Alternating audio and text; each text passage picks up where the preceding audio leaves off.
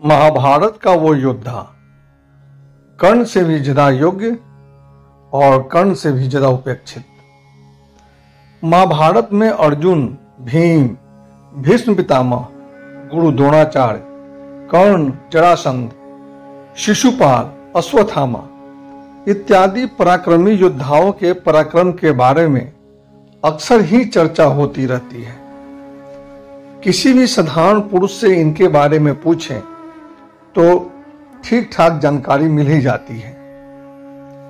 एक कर्ण को छोड़कर बाकी जितने भी उक्त महारथी थे उनको अपने समय उचित सम्मान भी मिला था।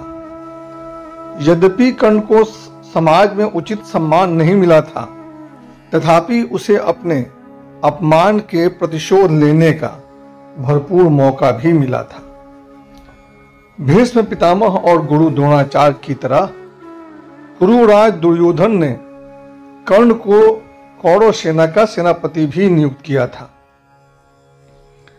महर्षि वेद व्यास ने भीष्म पितामह और गुरु द्रोणाचार्य की तरह महाभारत के एक अध्याय को कर्ण के नाम पर ही समर्पित किया था और इसे कर्ण पर्व के नाम से जाना जाता है। इन सब की मृत्यु कब और कैसे हुई, इसकी जानकारी हर जगह मिल ही जाएगी, परंतु महाभारत का एक और महान योद्धा जिसे भगवान श्री कृष्ण ने कर्ण, जरासंध, शिशुपाल इत्यादि जैसे महारथियों के समकक्ष माना, उसे महाभारत ग्रंथ के महज कुछ पन्नों में समेट दिया गया। आइए देखते हैं कि महाभारत का वो महावीर और महाउपेक्षित योद्धा कौन था। महाभारत ग्रंथ के द्रोण पर्व के घटोत्कच पर्व में इस महायोद्धा का वर्णन जरासंध इत्यादियों महारथी के साथ आता है। जब अर्जुन भगवान श्री कृष्ण से ये पूछते हैं कि उन्होंने पांडवों की सुरक्षा के लिए कौन कौन से उपाय किए, तब अध्याय 181 अर्थात 181 में भगवान श्री कृष्ण अर्जुन को जरासंध आदि योद्धाओं के वध करने के बारे में बताते हैं।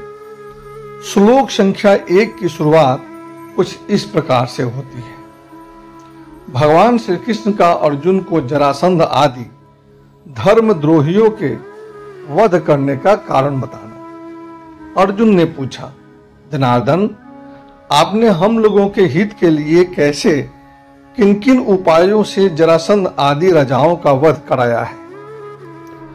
भगवान श्री कृष्ण ने कहा, अर्जुन, जरासंध, शिशुपाल और महाबली एकलव्य यदि ये पहले ही नहीं मारे गए होते तो इस समय बड़े भयंकर सिद्ध होते। दुर्योधन उन श्रेष्ठ रथियों से अपनी सहायता के लिए अवश्य ही प्रार्थना करता और हमसे सदा द्वेष रखने के कारण निश्चय ही कौरवों का पक्ष लेते। हे वीर महाधनुर्धर, अस्त्र विद्या के ज्ञाता तथा दृढ़ता पूर्वक श्लोक करने वाले थे। वे वीर महाधनुर्धर अस्त्र शस्त्र के ज्ञाता तथा दृढ़ता पूर्वक युद्ध करने वाले थे। अतः दुर्योधन की सारी सेना की देवताओं के समान रक्षा कर सकते थे। सूतपुत्र कर्ण, जरासंध, चेदीराज शिशुपाल और निषाद नंदन एकलव्य, ये चारों मिलकर यदि दुर्योधन का पक्ष लेते तो इस पृथ्वी को अवश्य ही जीत लेते। धनंजय, वे जिन उपायों से मारे गए हैं उन्हें बतलाता हूं, मुझसे सुनो। बिना उपाय किए तो उन्हें युद्ध में देवताओं तक भी नहीं जीत सकते थे। कुंती नंदन, उनमें से अलग अलग एक एक वीर ऐसा था जो लोकपालों से सुरक्षित समस्त देव सेना के साथ समरांगन में अकेला ही युद्ध कर सकता था। तो इस प्रकार हम देखते हैं कि अध्याय 181 के श्लोक संख्या 1 से श्लोक संख्या 7 तक भगवान श्री कृष्ण पांडवों के 4 महारथी शत्रुओं का नाम लेते हैं, जिनके नाम कुछ इस प्रकार हैं: कर्ण, जरासंध, चेदीराज शिशुपाल और निषाद नंदन एकलव्य। यहाँ पर भगवान श्री कृष्ण ने निषाद नंदन एकलव्य का नाम कर्ण, जरासंध, चेदीराज शिशुपाल जैसे महावीरों के साथ लिया है और ये आगे भी कहा है कि यदि ये चारों मिलकर इस युद्ध में दुर्योधन का पक्ष लेते तो पृथ्वी को अवश्य ही जीत लेते। फिर एक एक करके इन सब शत्रुओं के वध के उपाय के बारे में बताते हैं। श्लोक संख्या 8 से श्लोक संख्या 16 तक भीम द्वारा महाबली जरासंध के साथ मल्लयुद्ध तथा फिर भीम द्वारा जरासंध के वध के बारे में बताते हैं। जरासंध के वध के बारे में एक महत्वपूर्ण बात यह निकल कर आती है कि भीम के साथ उसके युद्ध होने के कुछ दिनों पहले उसका श्री कृष्ण के बड़े भाई बलराम के साथ भी युद्ध हुआ था, जिसमें कि जरासंध का गदा टूट गया था। जरासंध यदि अपने उस गदा के साथ लड़ता तो वो लगभग अपराजेय ही था। यदि भीम जरासंध के साथ उस गदा के साथ लड़ते तो कभी जीत नहीं पाते। जरासंध के गदा विहीन होने के कारण ही श्री कृष्ण द्वारा बताए गए उपायों के तहत भीम जरासंध का वध कर पाते हैं। आगे के श्लोक संख्या 17 से श्लोक संख्या 21 तक निषाद नंदन एकलव्य के पराक्रम और फिर आगे शिशुपाल वध के बारे में चर्चा करते हैं। तो श्लोक संख्या 17 में कहते हैं, भगवान श्री कृष्ण तुम्हारे हित के लिए ही द्रोणाचार्य ने सत्य पराक्रमी एकलव्य का आचार्यत्व करके छल पूर्वक उसका अंगूठा कटवा लिया। तो यहाँ पे एकलव्य के लिए सत्य पराक्रमी का वर्णन है और ये भी वर्णन है कि द्रोणाचार्य ने उसके साथ छल किया था। आगे श्लोक संख्या 18 में बताते हैं, सुदृढ़ पराक्रम से संपन्न अत्यंत अभिमानी एकलव्य जब हाथों में दस्ताने पहनकर वन में विचरता उस समय दूसरे परशुराम के साथ की तरह दिखाई पड़ता। कुंती कुमार, यदि एकलव्य का अंगूठा सुरक्षित होता तो देवता, दानव, राक्षस और नाग ये सब मिलकर भी उसे युद्ध में कभी पराजित नहीं कर पाते। भगवान श्री कृष्ण एकलव्य के बचपन में हुई उस घटना का जिक्र करते हैं जब छल द्वारा गुरु द्रोणाचार्य ने उससे उसका अंगूठा मांग लिया था।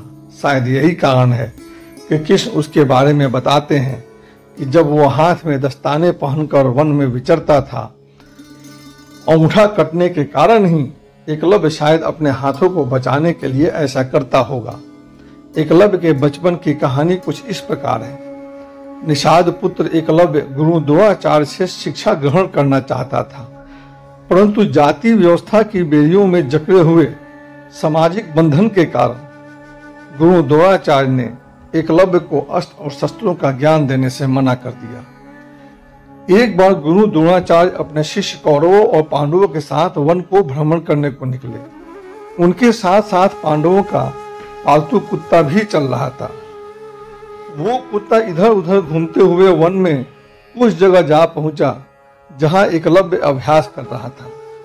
एकलव्य को धनुर्विद्या का अभ्यास करते देख वो जोर जोर से भौंकने लगा।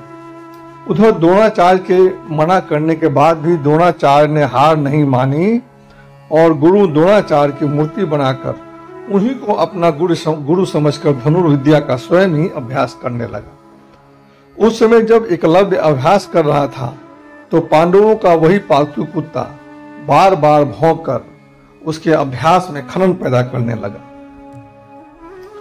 मजबूर होकर एकलव्य ने उस कुत्ते की मुख में वाणों की ऐसी वर्षा कर दी कि कुत्ते का मुख भी बंद हो गया और कुत्ते को कोई चोट भी नहीं आई। उसकी ऐसी प्रतिभा देखकर सारे पांडवजन, विशेषकर अर्जुन, बहुत चिंतित हुए, क्योंकि उस तरह तो वाणों को चलाने की निपुणता अर्जुन में भी नहीं थी। जब ये बात द्रोणाचार्य जी को पता चली तो उन्होंने एकलव्य से गुरु दक्षिणा में उसका अंगूठा मांग लिया, क्योंकि एकलव्य ने गुरु द्रोणाचार्य की प्रतिमा स्थापित कर उन्हीं को अपना गुरु मानकर धनुर्विद्या का अभ्यास कर रहा था। एकलव्य की इस महानता इस बात से भी झलकती है कि गुरु के कहने पर उसने अपना अंगूठा हंसते हंसते द्रोणाचार्य को दान में दे दिया। एक तरफ तो वो गुरु थे जो सामाजिक व्यवस्था की जकड़न के कारण एकलव्य को शिक्षा देने से मना कर देते हैं, तो दूसरी तरफ उनका शिष्य एकलव्य है जो गुरु के मांगने पे हंसते हंसते अपना अंगूठा दान दे देता है। एकलव्य का ये अंगूठा महादान में तो कर्ण के द्वारा दिए गए कवच और कुंडल के दान की याद कराता है। ये वो ही निषाद राज एकलव्य था जिसके पराक्रम के बारे में श्री कृष्ण जी आगे कहते हैं कि सुदृढ़ पराक्रम से संपन्न अत्यंत अभिमानी एकलव्य जब हाथों में दस्ताने पहनकर वन में विचरता, उस समय दूसरे परशुराम के तरह दिखाई पड़ता था। भगवान श्री कृष्ण द्वारा जिस योद्धा की तुलना परशुराम जी से की जा रही हो, उसके पराक्रम के बारे में अनुमान लगाना कोई मुश्किल कार्य नहीं। श्री कृष्ण अर्जुन को आगे भी एकलव्य के पराक्रम के बारे में कुछ इस प्रकार बताते हैं। तो श्लोक संख्या 20 से शुरुआत होती है और क्या कहते हैं? फिर कोई मनुष्य मात्र तो उसकी तरफ देख ही कैसे सकता था। उसकी मुट्ठी मजबूत थी, वह अस्त्र शस्त्र विद्या का विद्वान था तथा सदा दिन रात वार चलाने का अभ्यास करता था। तुम्हारे हित के लिए ही मैंने युद्ध के मुहाने पर उसे मार डाला था। पराक्रमी चेदीराज शिशुपाल तो तुम्हारी आंखों के सामने ही मारा गया था। तो इस प्रकार श्लोक 21 में ये बात निकल कर आती है कि भगवान श्री कृष्ण ने युद्ध की शुरुआत होने पे, अर्थात जब महाभारत युद्ध शुरू होने वाला था, ठीक उसके पहले ही एकलव्य का वध कर दिया था और उसके बाद वो शिशुपाल के बारे में बताना शुरू कर देते हैं। इसी एकलव्य के बारे में श्री कृष्ण जी कहते हैं कि यदि एकलव्य का अंगूठा सुरक्षित होता तो देवता, दानव, राक्षस और नाग ये सब मिलकर भी युद्ध में उसे कभी परास्त नहीं कर सकते थे।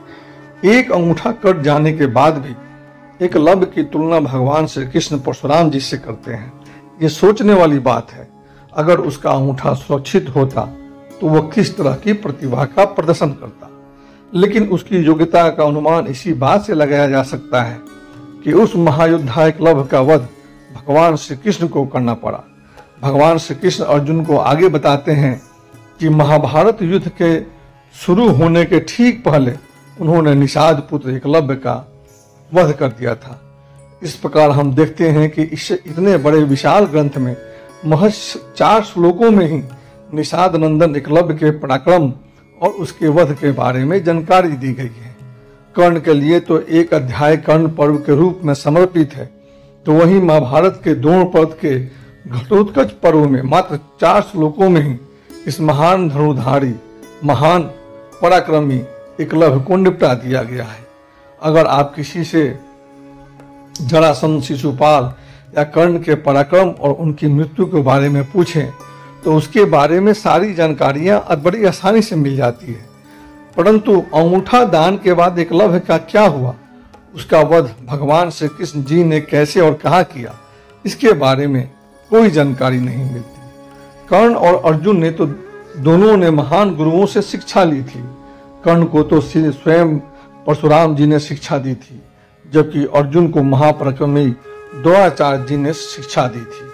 परंतु एकलव्य तो ऐसा था कि उसे किसी भी गुरु का साथ नहीं मिला। इसके बावजूद वो अपने खुद की मेहनत और खुद के पराक्रम से एक महान योद्धा बना था, और इतना महान बना था जिसकी तुलना भगवान श्री कृष्ण को कर्ण, जरासंध, शिशुपाल, परशुराम इत्यादि जैसे महायोद्धाओं के साथ करते हैं और और एकलव्य को इन सब के समकक्ष मानते हैं। और ऐसे महान पराक्रमी, महाधनुर्धर, महायोद्धा के पराक्रम के बारे में इतने बड़े विशाल ग्रंथ में मात्र 4 ही श्लोक, इससे बड़ी किसी महापराक्रमी योद्धा की क्या उपेक्षा हो सकती है। एकलव्य जैसे असाधारण योद्धा की मृत्यु के बारे में केवल 1 श्लोक में वर्णन, क्या इससे भी कोई ज्यादा किसी योद्धा की उपेक्षा हो सकती है? कर्ण को महाभारत का भले ही उपेक्षित पात्र माना जाता रहा हो, परंतु मेरे देखे एकलव्य, जिसने बचपन में अर्जुन और कर्ण से भी बेहतर प्रतिभा का प्रदर्शन किया था और वो भी बिना किसी गुरु के, उससे ज्यादा उपेक्षित पात्र महाभारत का और कोई नहीं। तो ये वो एकलव्य ही था जिसके बारे में मैं चर्चा कर रहा था कि ये कर्ण से भी ज्यादा योग्य था, लेकिन कर्ण से भी ज्यादा उपेक्षित पात्र रहा था। तो ये थी मेरी कहानी दोस्तों। और आप लोगों ने सुना, इसके लिए आप लोगों का धन्यवाद। धन्यवाद दोस्तों।